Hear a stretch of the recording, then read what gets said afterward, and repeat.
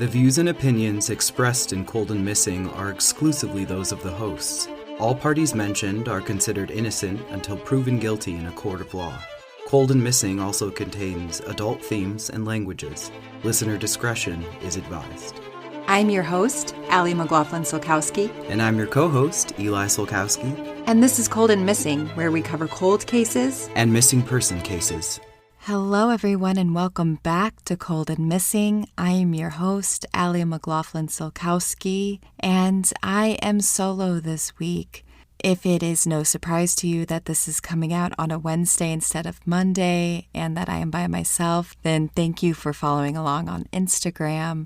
If you don't follow us on Instagram, I'm sorry to announce that Eli's mother passed away unexpectedly this week, so we spent the weekend with family celebrating her life and her memory.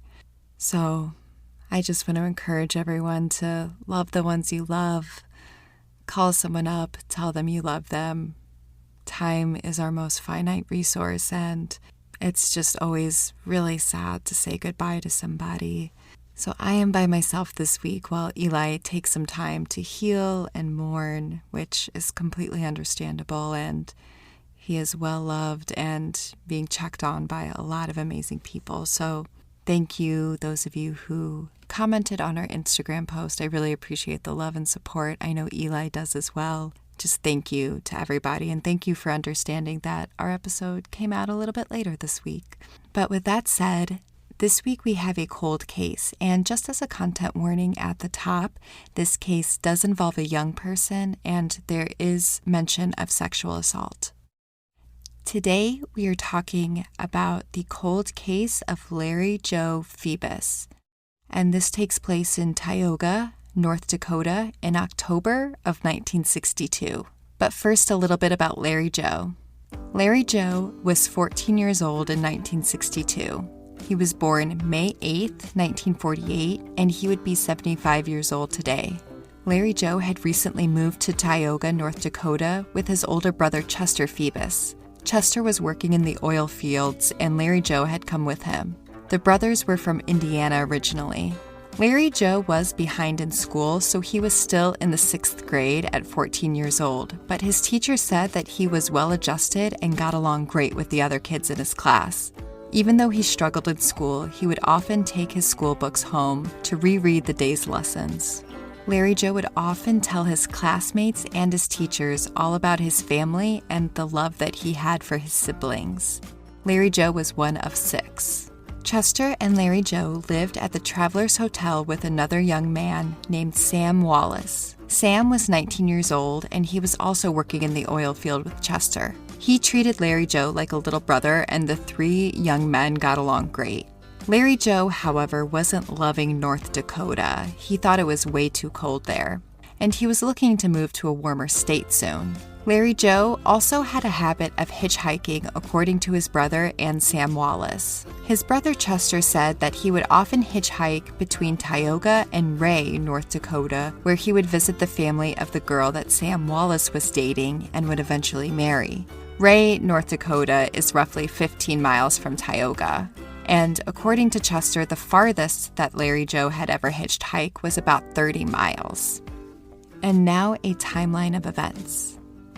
So for the timeline, it's unclear when Larry Jo first became missing. There are reports that he was last seen October 17th and October 20th, 1962. I believe, based off of my research, that Saturday, October 20th is the correct date based off of the timeline that Larry Jo's brother Chester gives police. So on Friday, October 20th, 1962, Chester Phebus and Sam Wallace have a double date. They plan on going to the movies in Williston, North Dakota, which is about an hour away from Tioga. Larry Jo asks to come along with the 2 of them, but they both say no and tell him to stay at the hotel. According to Chester, Larry Jo said, quote, "You'll be sorry you aren't taking me with you," end quote. Chester and Sam last saw Larry wearing blue jeans, a green, brown, and white sports shirt, black loafers, dark socks, and a black sports coat with a front zipper.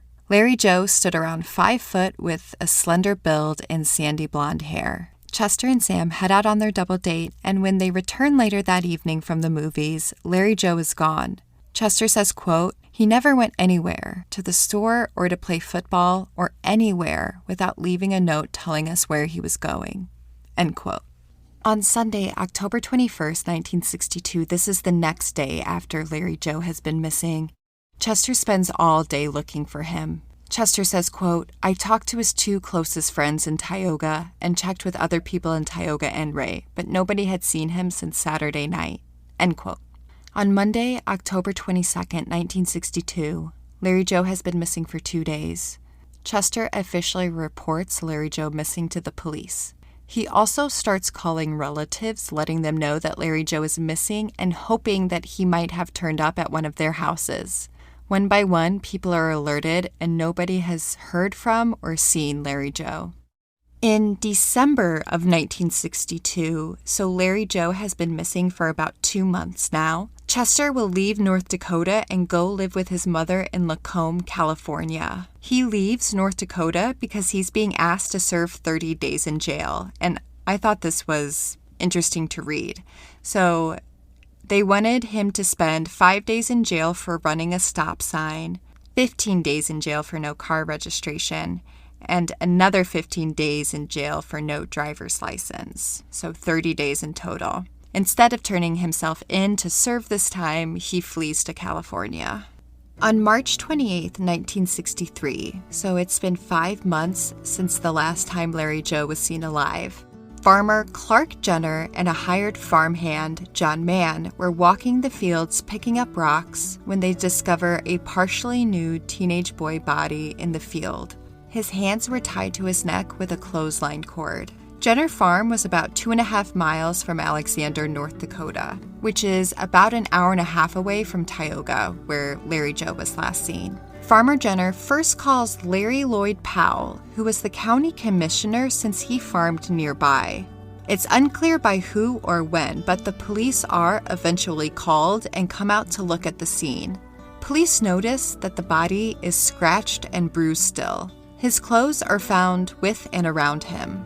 There is no ID, but the clothing found with the body matches what Larry Jo was last seen in, and Sam Wallace is able to confirm that the jacket found with the body is Larry Jo's. Sam says, quote, "I know it's his jacket. I gave him the money to buy it. I know it's him," end quote. In the pocket of the jacket, police find $1.40, all in change, and a small light bulb.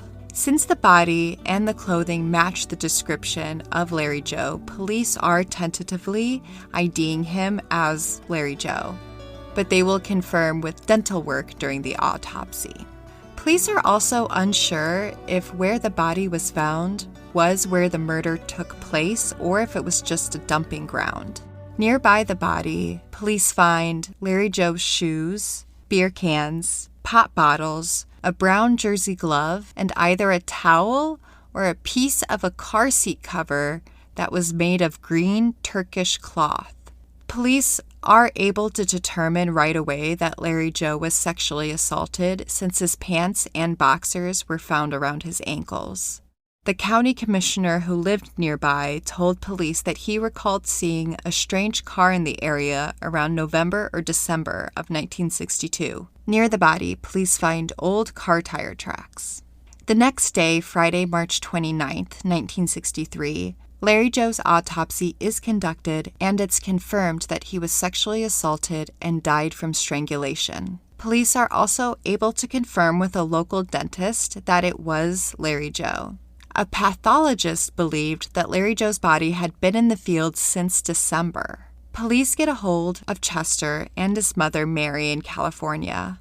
Larry Jo's mother is distraught at hearing the news of her son's murder. Chester arranges to head back to North Dakota to help with the police investigation. Police have no idea which way to turn on this one. Sheriff Leroy Lutz says, quote, "We have nothing really concrete to go on yet," end quote. However, on Saturday, March 30th, just a few days after finding Larry Jo's body, police appear to get a break when they find a car that had belonged to the Phebuses. It was abandoned on a county road and had been kept in a garage in Williston. Police theorized that the light bulb that Larry Jo had in his pocket was intended as a replacement for the tail light in the car. Police refused to comment on if the tire tracks found near the body matched the vehicle that had been abandoned. Those are really all the details I could find around the car, but I personally have a lot of questions surrounding this car. Police also look at other unsolved cases in the area to see if there are any connections, but the investigation has stalled. They're hoping with Chester coming back to the area that they'll generate some leads from talking with him. Sheriff Leroy Lutz says, quote, "We're living in hope that the brother can give us a missing link that will help us solve the crime. We're hoping and praying we can solve this thing quickly. It's a terribly gruesome thing," end quote. On Tuesday, April 2nd, this is 4 days after Larry Jo's body was found, Chester Phebus arrives in North Dakota to talk with police. First, police bring Chester to visually ID Larry Jo's body. Upon seeing the body, though, Chester is unable to positively ID it as his brother Larry Jo. After this, police bring in Chester for questioning, but at the end of the day, they say they didn't learn anything from him that they didn't already know from Sam Wallace. Police do mention that they are interested in talking with a truck driver that was believed to have been a friend of Larry Jo's. And I use the term friend loosely here since it sounds like this was a grown man that was befriending a 14-year-old. Mary, Larry Jo's mother, decides that she wants his body sent back to Indiana to be laid to rest. The next day, Chester requests that police perform an X-ray on the body to confirm if it is Larry Jo. Chester tells police that his brother had broken his collarbone when he was younger, so it should show up on an X-ray. Police do the X-ray the same day, and they are able to find the scar of a broken collarbone on the body. Between this, the clothing, and the dental records, police do confirm that it is Larry Jo, but they do say that they will have experts review it. Police continue to question Chester about the murder of his brother. Finally, Chester asks the police to give him a lie detector test so that he can clear his name. Both him and Sam Wallace are given polygraphs, and they both pass. On Saturday, April 13th, 1963, 16 days since Larry Jo's body was found and 5.5 months since he was last seen alive, Larry Jo is laid to rest in Momey Cemetery in Owensville, Indiana. Police continue to investigate Larry Jo's murder behind the scenes. The next month, in May, police in North Dakota work with Alaskan authorities to hold a former Tioga man for questioning. Police in North Dakota say that he used to work in the area as an oil field operator and left town around the same time that Larry Jo disappeared. The man refused to take a polygraph test and denied that he had ever lived in Tioga.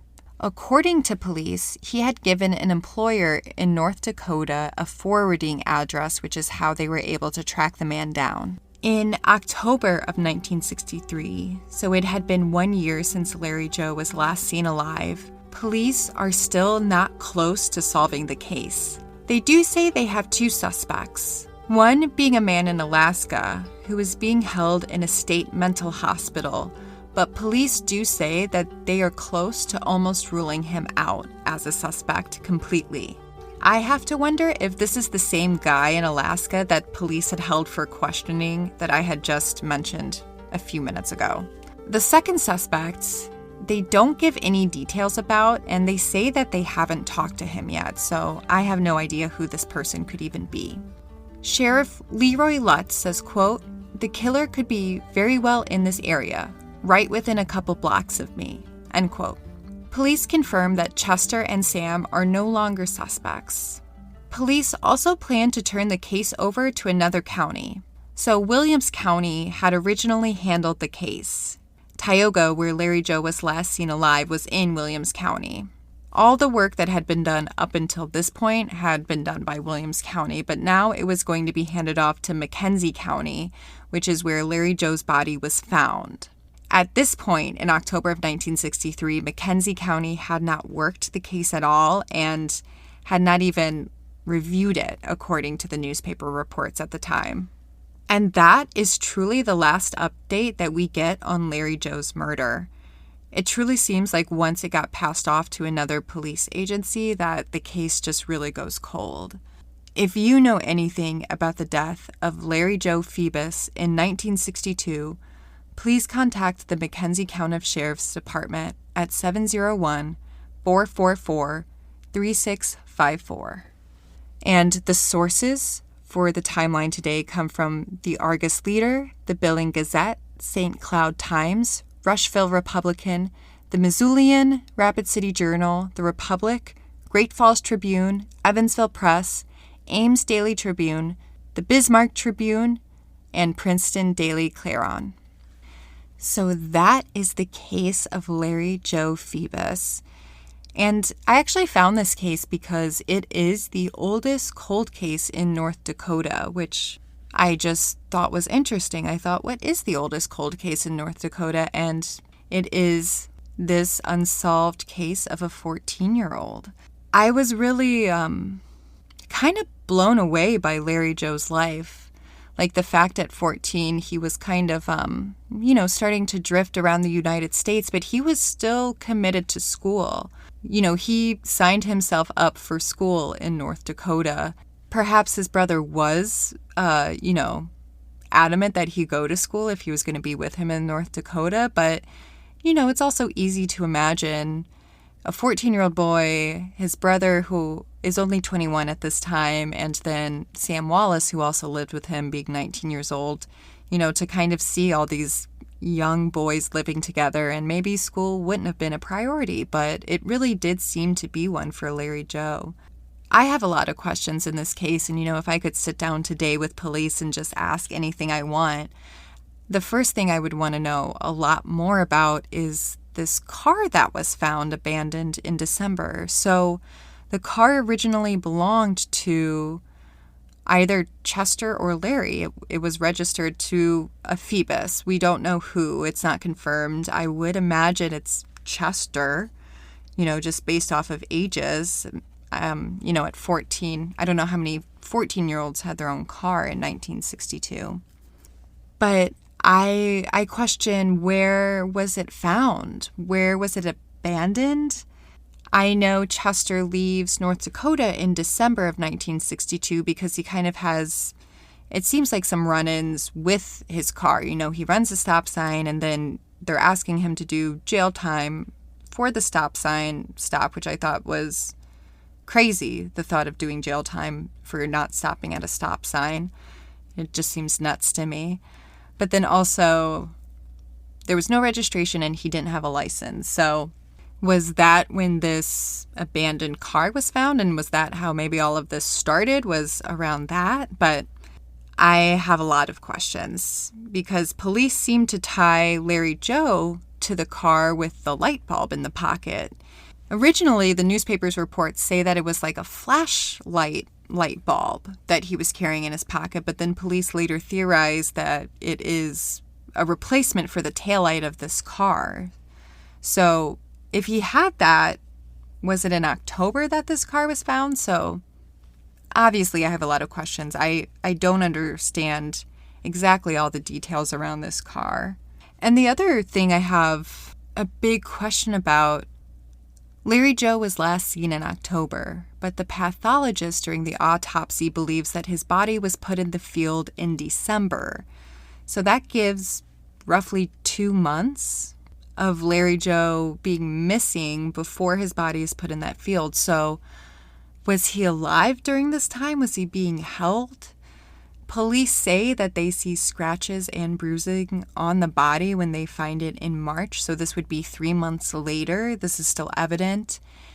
And I'm not sure if this is just because North Dakota is cold, so there would be, freezing of the body, which might have helped preserve preserve the body from not only decomposition, but save some of the bruising, save some of the scratches. So there's just questions around that. I'm very curious about all of that. And then I just have to wonder, because there were these items found around the body, his shoes were found nearby, but pop bottles and beer bottles and a glove and some very specific cloth, like this green Turkish cloth that they believe either came from a towel or a car seat. Could any of that be tested for DNA? I would be really curious about that. Are we in a place where DNA testing is advanced enough that they could do it on these pretty old items? Because I do know there is DNA can degrade over time, and there's kind of a shelf life to it, so to speak, on objects. So I am not an expert in DNA breakdown, so I don't know exactly how long it can last on an object, if it lasts longer on certain surfaces, but that is something I would be curious if at any time any of the items found in this case, because there does seem to be a bit of evidence that if found today would absolutely be tested for DNA. So I wonder if that would even be a possibility, or if it's just too old, or the evidence wasn't handled or kept properly. Those would all be questions that if I could have anything I wanted answered, those are all things that I would ask personally. I just also wonder if there were any true suspects in this case. At the 1 year mark, police mentioned that they have 2, but one is almost ruled out. But there is another one that they don't give any details about. So that's another question that I think I would ask, or that I personally want to know more about. Is that person truly a suspect, or has that person been ruled out? Have there ever been any really good suspects in this case? Because it just doesn't seem like there were any. There was no big search when Larry Jo first went missing. There was no big canvassing efforts or any attempt really to find him. It just looks like the report was made and that was that. So police were pretty far behind when they found the body, and it doesn't seem like they ever really got out of that starting point. But again, if you know anything about the disappearance or murder of Larry Jo Phebus in 1962, please call the McKenzie County Sheriff at 701-444-3654. And once again, I just want to thank you all so much for the love, the support while Eli and I go through this time of grieving as we mourn the loss of his mother. I know for me and my mom share true crime as something that we both like. It's an interest that we share, that we have in common. And I know that was the same with Eli and his mom and me and his mom. So, if that's a bond that you share with your mom, I just hope you call her today and just tell her you love her. If that feels good to you, I would totally recommend it. But please, if you're not already, follow us on Instagram. Hopefully we won't have any big hiccups come up, but in the past few months we've had COVID hit our house, and then we had a death in the family. So if we are ever going to delay an episode or have to cancel a week, all of those updates can be found on Instagram. At Cold and Missing will pop right up, and you can follow along with us there. If you're in your podcast app and you're enjoying what we're doing, please rate and review it and share it with your friends. If you're in Apple Podcasts, if you can leave us a review, it helps others find us and enjoy our podcast and get these stories out to more people. So that way we can hopefully get these closed and solved and just bring the media attention back on these cold cases and unresolved missing person cases that are usually not covered in the day-to-day media. And also on our website, you can find all of our past episodes, additional pictures, materials, blog posts, information about Eli and I, and also if you or someone you love is hard of hearing or deaf, you can find transcripts to all our episodes on our website, www.coldandmissing.com. But that is all I have for this week. So thank you for joining me. I'm Allie McLaughlin-Solkowski. This is Cold and Missing. Have a good week and stay safe, y'all.